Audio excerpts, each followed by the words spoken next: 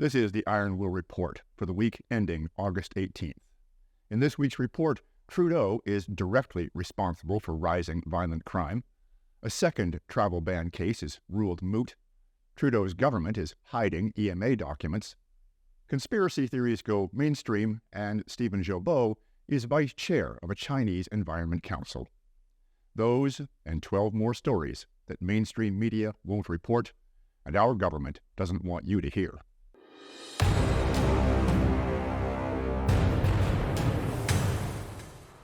You all know that crime is on the rise in Canada. I've reported on this several times in recent months. Part of the problem is that violent criminals are being released on bail while awaiting trial. Currently, our courts are short by about 80 judges.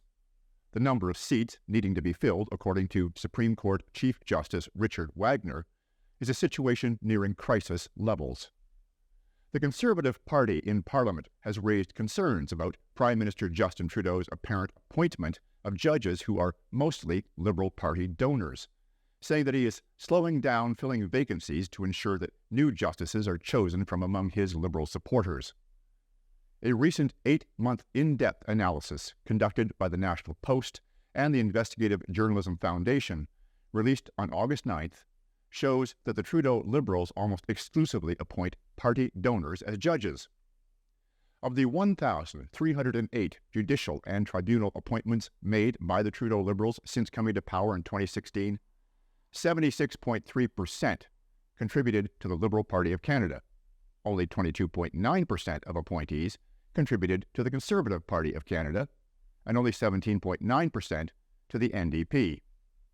It should be noted that some judges gave to both the Liberal and NDP parties. The appointment of Liberal judges is being done so Trudeau can place his friends in key judicial roles, according to Conservative MP Rob Moore. Appointing judges is the Prime Minister's responsibility, but instead of filling the high number of vacancies to keep criminals off our streets, Trudeau is holding out to appoint his Liberal insider friends. Months ago, the federal court dismissed the travel ban case brought against the federal government by Brian Peckford and others as moot, arguing that as the bans were no longer in place, there would be no point in the case. I have said before that this is somewhat akin to ruling an assault case moot, because the assault is no longer in progress. I've also said that the obvious reason why our courts refuse to rule on travel bans is that our government, in cooperation with the globalist agenda, is planning to bring them back. The Justice Centre for Constitutional Freedoms recently brought a test case to the federal court on behalf of 11 Canadians who were each fined up to $3,000 for refusing to submit proof of vaccination while the bans were in place. And once again, the court has dismissed the case, ruling it moot. There is no longer a live controversy, wrote Justice Abby Yao-Go. The dispute, quote, has disappeared, since mandates are no longer enforced, she added. Justice Go said while there have been numerous instances where courts decided to grant declaratory relief regarding a past breach of a charter or other right, it was not mandatory. Despite being unconstitutional, pandemic orders have been recognized as justified by judges nationwide owing to extraordinary circumstances. Only Alberta has so far declared the mandates illegal, and that was over technicality, not a ruling that the mandates themselves were unconstitutional. The Public Order Emergency Commission counted 64 separate legal challenges against vaccine, mask, and quarantine mandates as of last October. It could fairly be described as a mass protest movement against the COVID-related public health measures, said Stephen Armstrong, counsel for the Commission. Lawyers also counted 71 major street demonstrations against mandates from Victoria to Halifax. There have, of course, been far more than 71. It should therefore come as no surprise that a Canadian committee reviewing Trudeau's use of the Emergencies Act against the Freedom Convoy has criticized the government for blocking them from accessing records.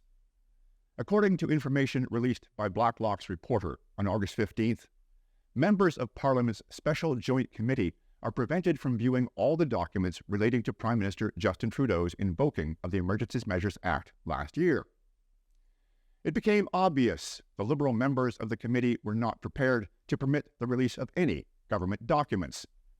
Conservative MP Larry Brock told the Commons, "In the past, Trudeau disparaged unvaccinated Canadians, saying they were a small fringe minority with unacceptable views.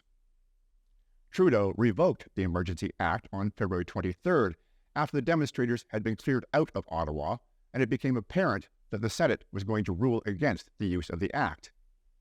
At the time, 7 of Canada's 10 provinces opposed the use of the EMA.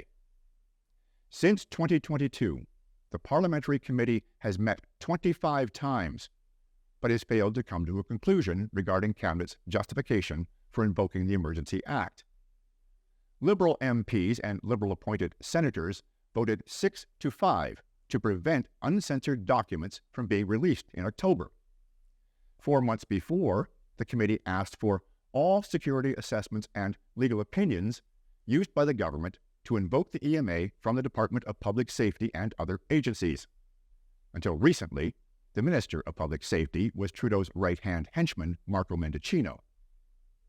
According to Conservative MP Glenn Motz, Canadians deserve to see uncensored records explaining why Cabinet invoked the EMA. Matthew Green of the New Democratic Party stated that it has been very difficult to get cooperative witnesses at this committee to be able to provide us with substantive answers and documents and many things this committee has been trying to get. During the Public Order Emergency Commission's public inquiry in February 2023, Liberal-friendly judge and Trudeau family friend Paul Rouleau exonerated Trudeau's use of the Emergency Act. During his testimony before the Commission, Trudeau admitted that the Freedom Convoy was not violent, but argued that the EMA was needed regardless. He also denied calling unvaccinated Canadians names, despite referring to the vaccine-free as misogynist and racist on television the previous year. During the committee's last closed session, MPs voted to suspend their report and wait for the translation of thousands of documents compiled by the Public Order Emergency Commission. The committee is currently in the 18th month of deliberations, as MPs have yet to be given records in both French and English. Turd continues to cement his reputation with many Canadians as Canada's worst Prime Minister ever. Recent polls show that most Canadians believe Prime Minister Justin Trudeau should step down as leader of the Liberal Party. A Nanos poll found that 53% of Canadians think Trudeau should resign before the next election. The same poll also suggested that 51% of Canadians believe Conservative Party leader Pierre Poilievre should step down as well. However, within the parties, support for Poilievre as leader was higher amongst Conservative voters, with 71% backing the Carleton MP, compared to only 42% of Liberal Party voters backing Trudeau as leader in the upcoming election. 53% of Canadians think Turd should resign, while 58% of his own Liberal MPs think he should. I wonder what they know that we haven't found out yet. Perhaps that's why Trudeau and paid for mainstream media is embarrassing themselves with a renewed attack upon Poilievre. 4 media outlets, CBC, CTV, the Toronto Star, and City News, all published the exact same hit piece on Poilievre this past week, calling him a conspiracy theorist for his opposition to WEF control in our country. But it's the language they used that's embarrassing. In all cases, the headline reads, Poilievre's Conservative Party embracing language of mainstream conspiracy theories. He and Bexty of the Counter-Signal put together this collage of the headlines. And here I thought that if something was mainstream, then by definition, it's not a conspiracy theory. Trudeau's pet eco-terrorist and Environment Minister Stephen Guilbeault is cozying up to China's coal-loving communists while threatening criminal sanctions against his own country's premiers. The China Council for International Cooperation on Environment and Development is mostly composed of Chinese politicians, but Guilbeault serves as vice chair.